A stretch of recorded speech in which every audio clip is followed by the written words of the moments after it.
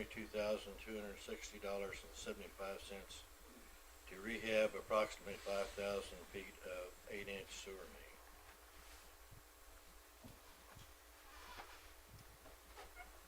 Second. Have a, excuse me, a motion and a second to accept the bid from Visa Sewer of $122,260.75 to rehab approximately 5,000 feet of 8-inch sewer main. All those in favor? Aye. Aye. Opposed?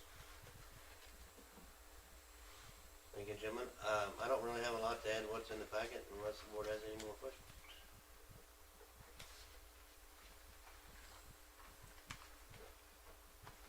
Nothing more for Grant? We'll move on. Thank you, Grant. Thanks, Grant.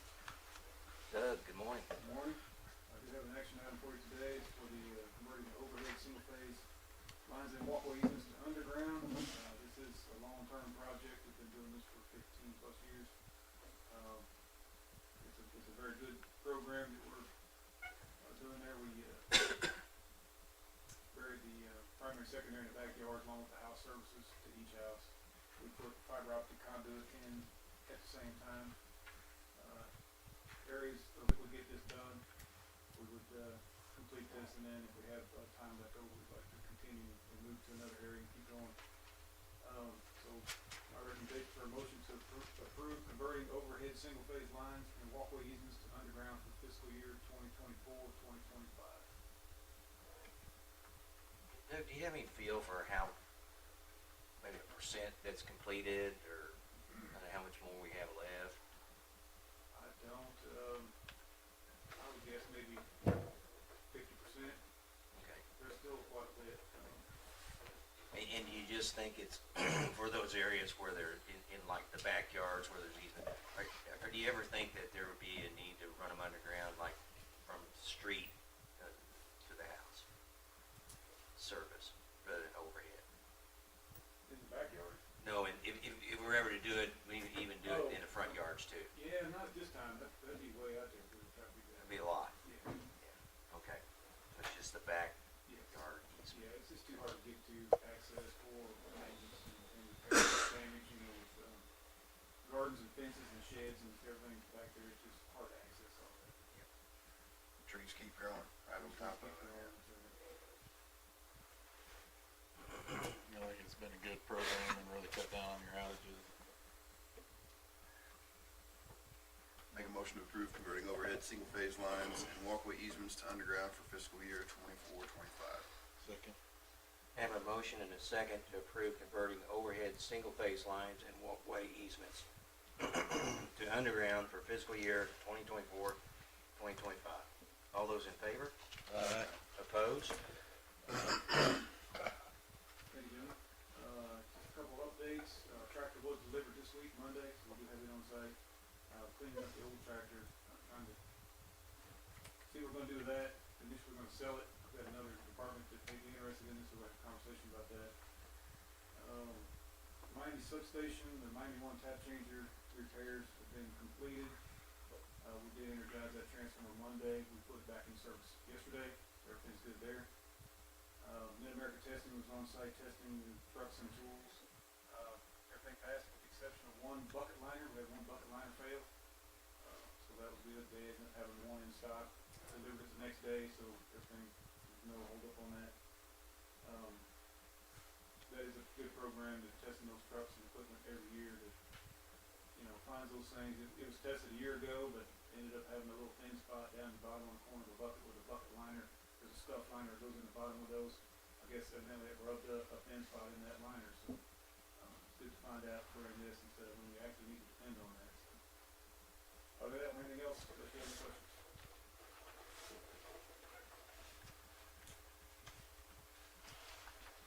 Nothing else for Doug? We'll move on.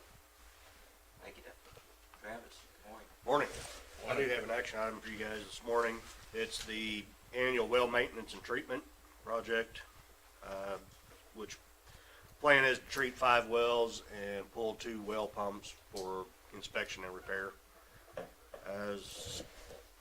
So recommendations, motion to request proposals to treat 5 wells and pull 2 well pumps for inspection and repair.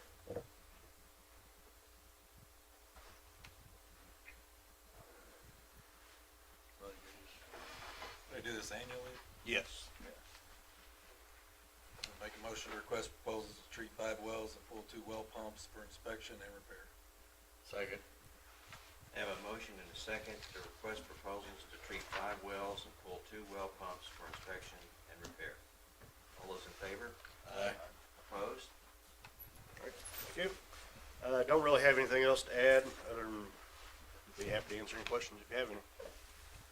Annual report we'll do here at the end. Okay.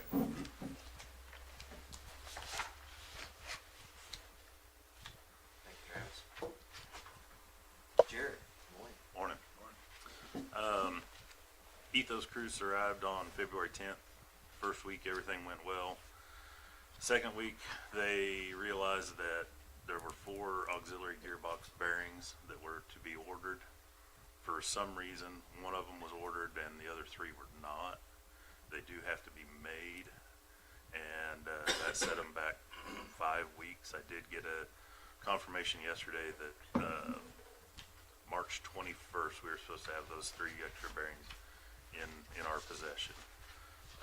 So they did demobilize, and they will be back when those bearings return. Maybe having a little issue with our field advisor. He was put on another job. He's going to be 2 weeks later than that. So we're trying to decide if we wait 2 weeks or they send us another field advisor.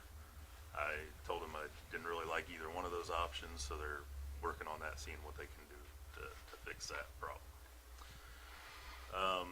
We did run units 10 and 11 every day last week, and they ran well. We also did our quarterly test on 7, 8, and 9, and they ran good also.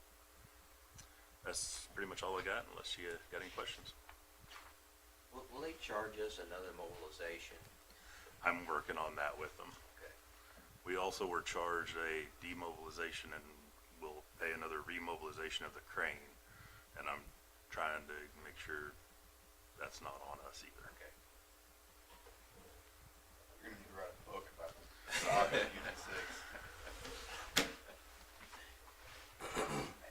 I did, so welding up that crack in the boiler at the recycle building, is that, you think is that a temporary fix? That's a Is that temporary something we're fix. probably gonna have I to- do have it in the budget Okay. to replace that. Okay, This was just to get us through the rest of this winter, okay. and then we'll tackle that.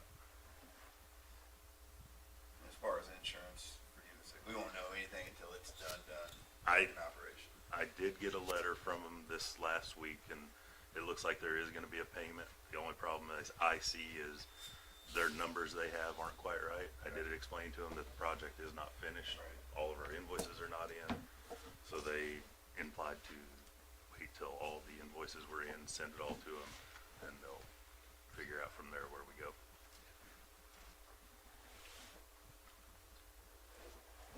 Thanks for your diligence on Unit 6.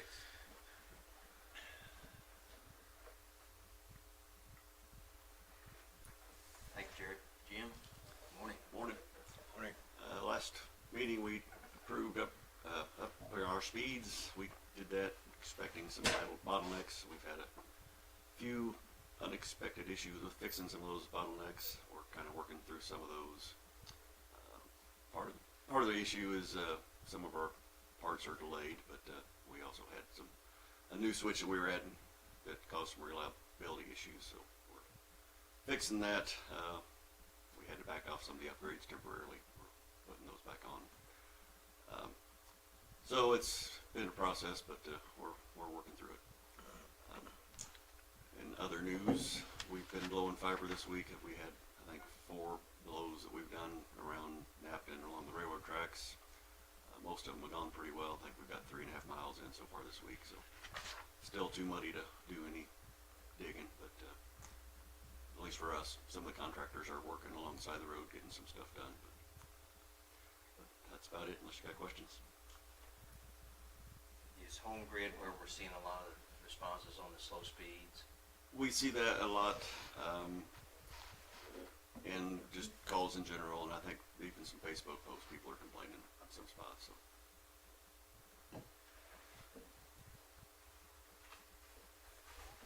Thank you, Jim. Eric, good morning. Morning. Morning. Do have an update on the UE project. The gates were installed yesterday. start working on the baffles for the channels next. All the equipment is on site except for the actuators for the gates. They're still set to be here middle of March, so it's all moving along great. Other than that, that's all I had, unless you have any questions.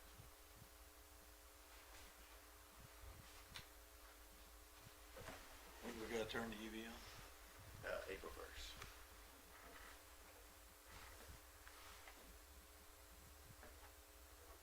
Nothing more? Thank you, Eric. Megan, good morning. Morning. Do want to mention that we are trying to schedule a 20-year dinner for May the 6th. I'm just waiting on confirmation of venue and figure availability, so I'll let you know on that once it's set for sure. And do want to mention that the 2024 incident reviews are closed in your packet.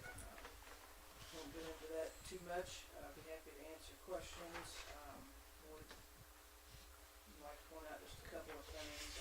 We did, everybody's aware, seen a bit of an uptick in injury incidents last year, but still, compared to the benchmarks that are available that we measure ourselves against, it still was a very good year as far as low number of incidents. And, you know, historically, sprains and strains have been a leading issue, and those can lead to more severe injuries as well. And looking over the past 10-year period, we, comparing the most recent 5 to prior 5, saw a significant decrease in the number of sprains and strains. So they were down 82%. I want to point that out. That's an issue that we've tried to highlight, and we've been able to turn a corner on that, it looks like. And on the property damage side, last year we were able to drastically reduce the number of incidents that were related to operating the vehicle or equipment. So that was good to see as well. And last year, as far as we don't have the number of years of history that on the property damage that we have on injury, but last year for the history that we do have was our best record as far as preventing property damages. So I want to congratulate everybody on that as well. And other than that, I would be happy to answer questions. Yeah. Overall, a really positive report. One thing that's a little concerning, I did see that injuries to the eyes have increased. Do we know what might have contributed? And that increase was completely attributed to 2024. The 2 recordables that we had during the calendar year were both eye injuries of very different nature. One was a laceration to the eye. Individual pulled some shipping straps that had been tucked in somewhere they didn't belong out, and they kind of sprung and popped up in the eye. Yeah. And the other was actually an arc flash burn to the eyes. So both of those incidents led to some changes in procedures, as well as, and I got to confess about how they worked out, but I know they looked at some different safety glasses too on the arc flash side. So. Was that at the recycle center where that banding? Warehouse. Warehouse, okay.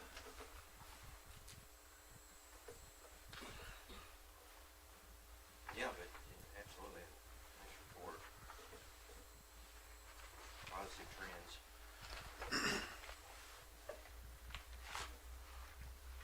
Any questions for Megan? Take care of yourselves. Thank you, guys. Not, we'll move on. Tony? Morning. Morning. Just to kind of follow up what Jared was sharing there, I've been kind of going through Unit 6 invoices, kind of preparing for an insurance claim, just some up-to-date numbers, so, you'll see in the disbursements, there's some big disbursements in there for Ethos, but to date, we're at, we have a total project cost of 3.7 million, and we've invoiced 2.5 million, so we got about 1.2 million left to be invoiced. Like Jared said, we did get a letter from the insurance that kind of broke out the percentages of what's gonna possibly get reimbursed. Been working with Jared on that to kind of get an idea. Right now, I'm coming up with about 1.7, 1.8 million, I think is what we're gonna end up getting reimbursed, so, based on the letter they sent. If you know, we only had 1.8 budgeted, so after reimbursement, it's gonna be about right at that, so. On the DOR, or the Department of Revenue side, on the water mains, you know, we were due to get grant funding at 3.9 million. We've currently been reimbursed 3.2, so we got about $343,000 left to get reimbursement. That's all water mains, so, I think we have about 400,000 ordered in water mains, and I'm getting ready to, we're getting ready to submit about 285,000 for reimbursement here. This, probably today or tomorrow, I'll get to Jeff. Other than that, we have to answer any questions. And that, do we have a deadline on when that has to be? July, I believe. June 30th. June 30th, right. So, this, the master plan, are we getting close to? So we had a meeting with Burns and Mac and discussed scope, and it's moving forward. We haven't had the second meeting to discuss the new mains that are put in or whatnot, but we are moving forward on that. And the reason I ask is because if there's an opportunity that we know we can use 20-inch pipe for the 12-inch repair, then, you know, if we could get that where we know we could buy some 20-inch pipe, that's, you know, yeah. Hopefully the timing works out there, that they get that part done.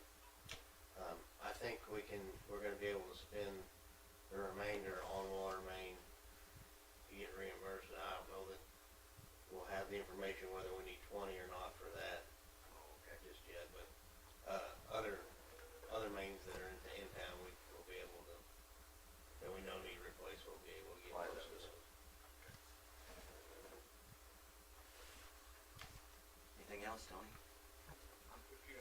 I have a question, Tony. I noticed on this first bullet point here, reviewing the electric cost breakdown and demand readings for net metering customer.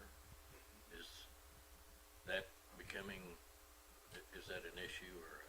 Well, I think it was to follow up on an industrial client that has net metering and their demand, which has been working with.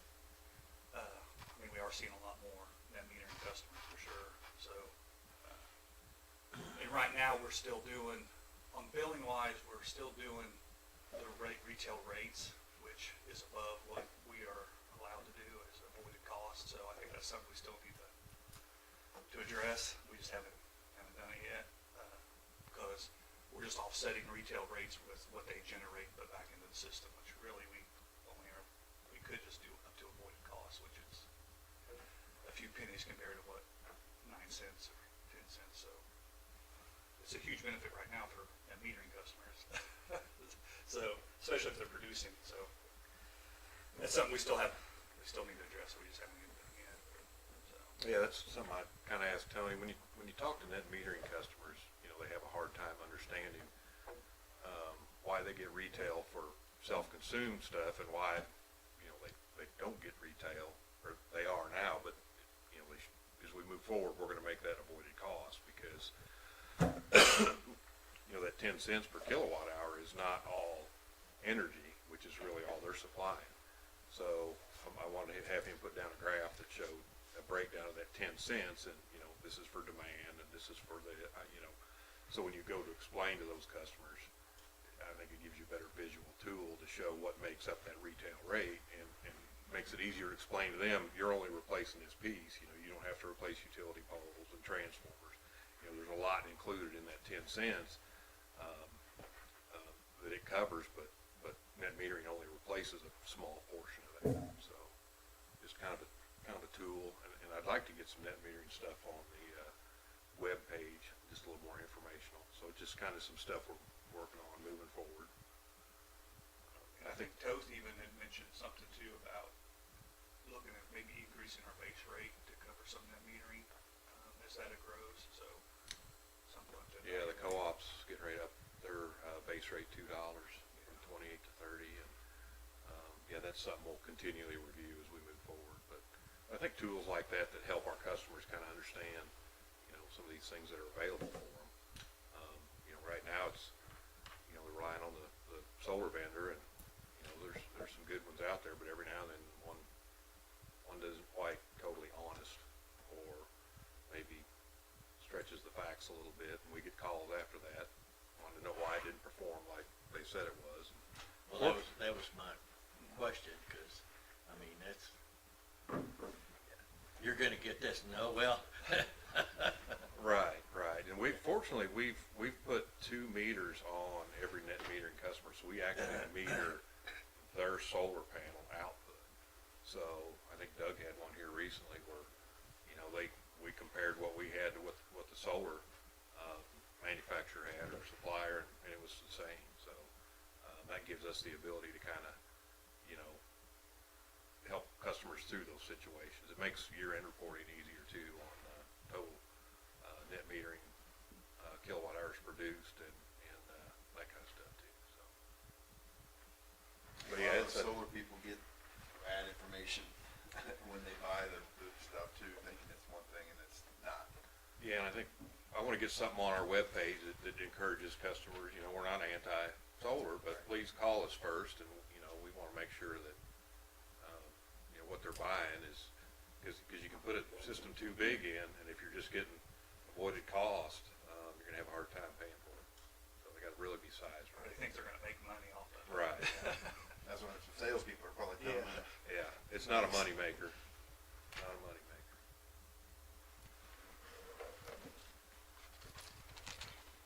Anything else? Thank you. Jeff, good morning. Morning, gentlemen. Morning. Not a whole lot to add, just kind of, Marshall Energy Center project. Still, there's a lot of paperwork there. MEC did issue a PO to USDI for the gas line work, so that's going to start. There's going to be a lot of work there. Part of that process, they're going to pay to have our line inspected from one end to the other, because this project's going to require the pressure to go up over 600 pounds. And I think, what are we running now, Grant? 350? 350 to 400. When we make that pressure change, it's going to change some of the regulations on the pipeline. But MEC, anything that is caused by this project, they are paying for. And it's going to be, I think this first PO is about $250,000 to have this study done. They're working with Panhandle on some pressures they don't know yet. There may even be the need for them to put a compressor in somewhere, or pay Panhandle to put a compressor in and try to give guaranteed pressure. So a lot going on there. Sending stuff, still working with SPP on the interconnect agreement. I've been sending them some information there. MVA ratings on our substation bus. That looks like it's going to be okay. But just a lot of little stuff there. Doug and I have got a meeting with Toth this afternoon to talk about the master services agreement. There's a few things in there I want to clarify first, but that's moving forward. And I got quarterly meetings next week in Columbia, so I'll be down there for a couple days.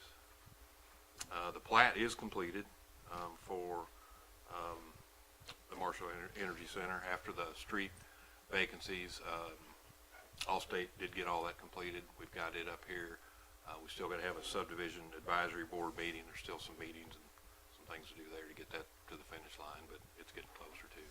So I'll be happy to try to answer any questions you have.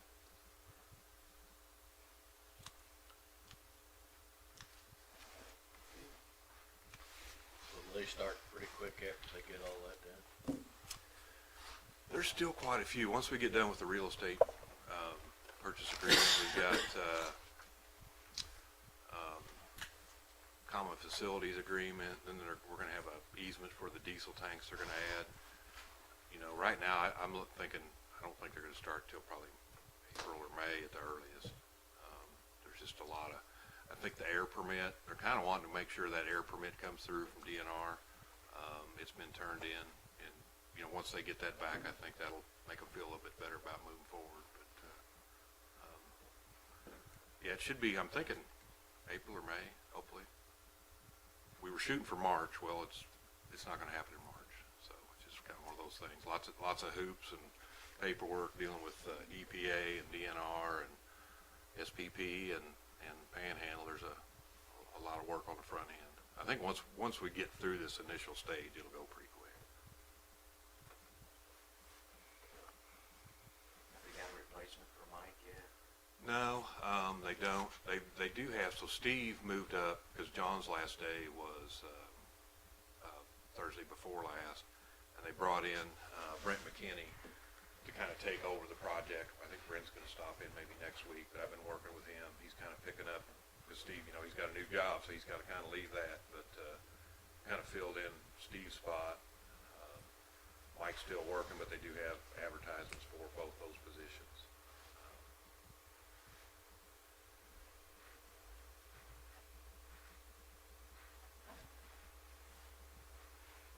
Thank you.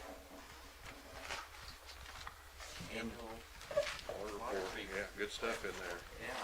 Wow. I can't proofread that, cause half that stuff I can't spell.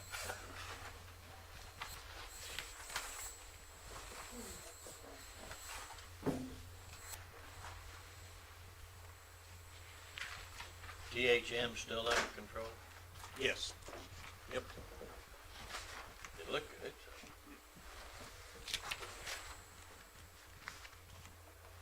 There was a note about the lagoons, and it said, this whole area should be fenced at some point. This is a point that has been addressed in DNR's previous surveys. Is that something that if we don't do it, we're gonna be in violation? We just had an inspection just this past year. They didn't say a word about it. So they only have a fence right there in the very front of on the highway side. They didn't do anything on the railroad, because the railroad surrounds it on one end, and then there's another, just an open field. Farmer has that field. And then the rest of it's all covered by a creek. So I really don't. Were these prior surveys that they noted in there? I believe so, yes.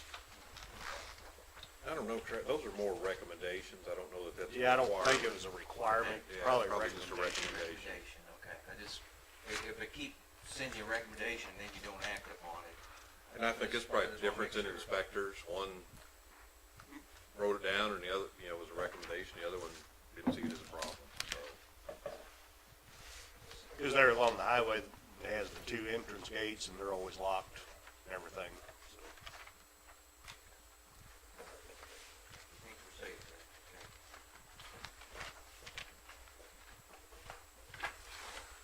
And then just in general, I'm curious, what do you see as your most urgent issue that needs to be addressed? probably, more than likely, it's probably gonna end up being, CO2 feed over at the lagoon. Okay. Probably, more than likely, it's gonna be in next fiscal year budget. Because it's getting to the point, it could be a regulatory issue in the near future. Okay. Mainly because of pH. Cleaning out the lagoon hasn't seemed to help any, which had a lot of ice on it, so it short circuits really bad. Instead of going through the baffles like it should, it's all iced over and then it goes around the baffles and yeah, it's, so. But I would say that's probably gonna be the next major project we'll have to do. And with that, with CO2 upgrades, basically that would also involve, replacing the existing CO2 feed we have with those old feeders, because, yeah, they're working, they're not very efficient. The one is undersized, it's about half the size that it actually needs to be, so we are not able to raise our pH up and get our enhanced softening and everything else. Yes, it's working, but it could do a lot better, so. So do you have a ballpark idea of what, They gave us a price, and I'm trying to think off the top of my head. 1.5 They were, million. how much? 1.5 million. But that's way high, estimates, what they're saying, so. The last Half of one, that, that's still three-quarters. That's a lot of money, yeah. Still a lot. And I guess we're gonna see, it sounds like we're gonna see some MCC replacement at some point. yes. Short term. That was kind of, in the short term, we were planning on doing it this year after talking with our electrician and stuff. That's probably gonna be pushed back also, because that one, there's a lot of things that they're gonna have different bypasses and things because of everything that's on that MCC. We can't just shut it off and put a new one in, because there's a lot of critical equipment that is run off of it. State run. So they actually had some engineers and some other people come in and try to look and see what we can do as far as temporary and everything, so.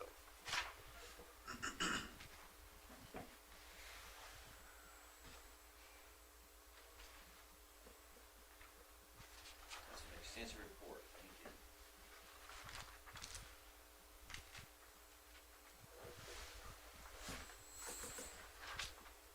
Any questions? looks good? All right. Next is the cash disbursements.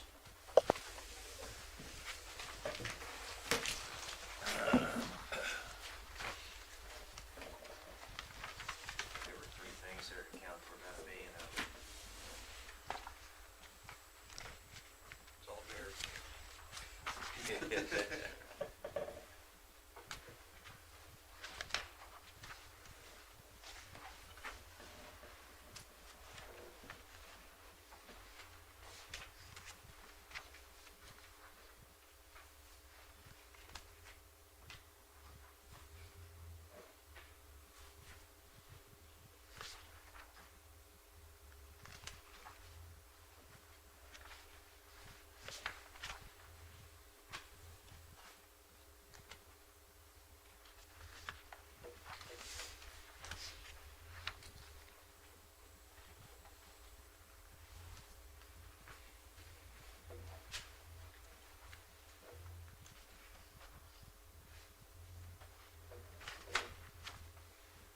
Make a motion to approve cash disbursements. Second. Have a motion and a second to approve the cash disbursements. All those in favor? Aye. Opposed? Next meeting is the 13th. We've got a conflict on .7. Yes. Okay. Is it any other day work, or did you? I'm out, I'm gone that whole spring break week, so we'll be gone. Okay. 13th work for you? Yep.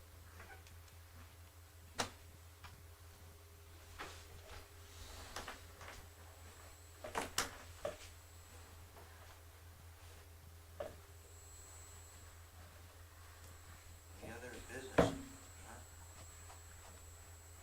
Adjourn. Make a motion to adjourn? Second. Have a motion and a second to adjourn. All those in favor? Aye.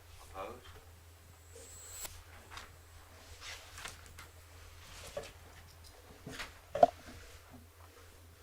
Jim, I heard on the